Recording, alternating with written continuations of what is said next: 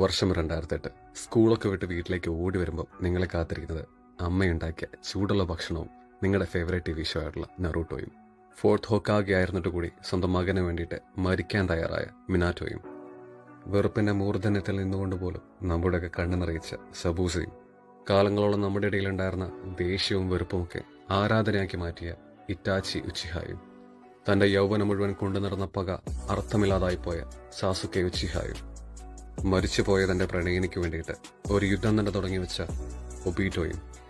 സ്വന്തമെന്ന് പറയുന്ന സകലതും നഷ്ടപ്പെട്ടിട്ടും തനിക്കറിയാവുന്ന എല്ലാത്തിനെയും വെറുക്കാൻ ഒരു 100 കാരണങ്ങളുണ്ടായിട്ടും ജീവിച്ച് കാണിച്ചു കൊടുത്ത കക്കാശിയും.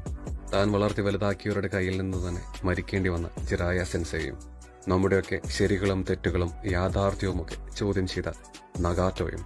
ഹാർഡ് വർക്ക് ബീറ്റ് ടാലന്റ് എന്ന് നമ്മളെയൊക്കെ ജീവിച്ച് കാണിച്ചു തന്ന ഹിഡലീഫിന്റെ സ്വന്തം മൈഡ്കായും. പല മതങ്ങളിലും പല ദൈവങ്ങളിലും വിശ്വസിക്കുന്ന നമ്മളെയൊക്കെ കൊണ്ട് ഷിനോബികളുടെ ദൈവം എന്ന് വിളിപ്പിച്ച മദാറ ഉച്ചിഹായും. And finally giving up is never an option എന്ന് നമ്മളൊക്കെ പറഞ്ഞു പഠിപ്പിച്ച നറൂട്ടോ ഉസുമാക്കിയും. പറഞ്ഞു വെച്ച ഒരു മനോഹരമായൊരു കഥയുണ്ട്.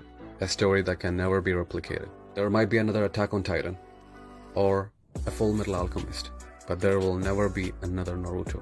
പകരം വെക്കാനില്ലാത്ത കഥയും കഥാപാത്രങ്ങളുമുള്ള ഈ show one of the best ആണെന്ന് നിസ്സംശയം നമുക്ക് പറയാൻ കഴിയും.